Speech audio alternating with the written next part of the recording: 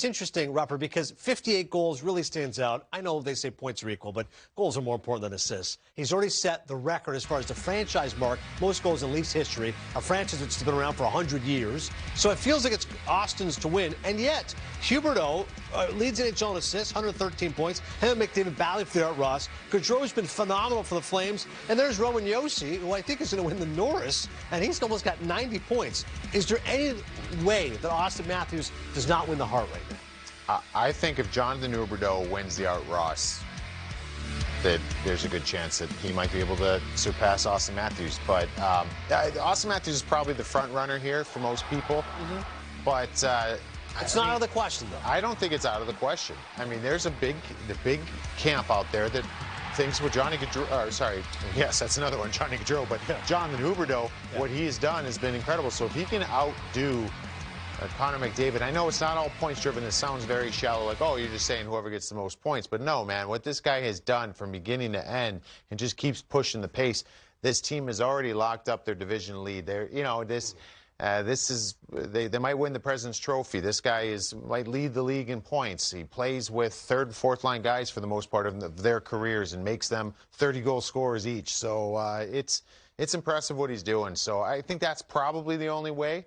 But, man, all those guys are very deserving. And we could have made that list 5 more guys. Could have Shesterkin on that list as well. Yeah, there's a lot. But I hear you. If you're the best player on the best team in hockey and have the most points, it's tough to kind of go against Huberdeau, but we'll see. For you, Steve, any way that Matthews doesn't win? Yeah, no, I think he's going to win it, even if he doesn't play another game till the end of the season. He's missed 3 straight. You think he's fine? I think he's fine, only because it's Toronto. And, he's broken records in Toronto that have never been broken before. That franchise is over 100 and some odd years old. So the one guy that I think that should get a little more love, and Rupper, I think you've mentioned him too, is Johnny Gaudreau. Only because, I looked at Calgary before the season started. I didn't see this happening. I really didn't. And think last year the Calgary Flames had fewer points than the Philadelphia Flyers. And right now, doing a real good job in that Pacific Division. So, to me, a guy who can bring not only himself and put the numbers up, but then get the team to another level, Johnny Gaudreau. And he's had some help. Obviously, Markstrom between the pipes and a bunch of other guys. But I think Johnny Gaudreau has really done that, really raised the level of the whole team. Yeah, nobody saw it coming, especially at this level. I thought Flames, maybe a wild card team, right? 7 or 8 seed to actually win a division, and Gaudreau to have over 100 points, remarkable. Norris Trophy. Feels like it's Roman Josi's to lose, right? Look at this, 69 assists, 89 points, and yet halfway through the season, Cale Makar was the favorite to win the Norris. Hedman is in the mix. Fox has quieted down, but he's still in the top 4, one would argue, for the Norris. What do you think, Steve? What would it take for Josi not to win the Norris? Well, he'd have to get injured, I think, and not maybe play the rest of the season, because he has been the difference maker, the biggest difference maker on that Nashville Predators team. And that another team that I did not see making the playoffs. And he has brought them to another level. And, yes, Forsberg's having an unbelievable year, as has Duchesne, as has Johansson. Saros is great between the pipes. But Roman Josi is doing it all. In fact, one of the few defensemen who leads his team, I believe he still leads his team in points, which pretty hard to do in today's NHL. So you want to get a goal, you get Roman Josi on the ice. You want to prevent a goal and protect a lead, Roman Josi's on the ice. So if one guy was to steal it from him, it would be Cale Makar. I don't think he will.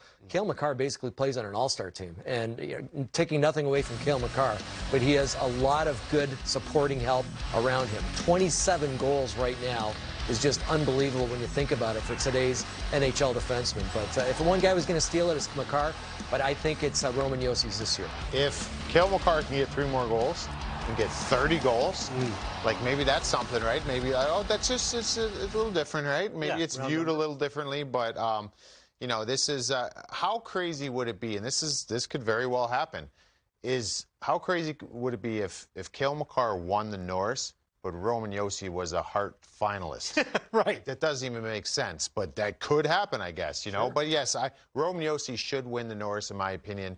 There's no one else like him right now in the league.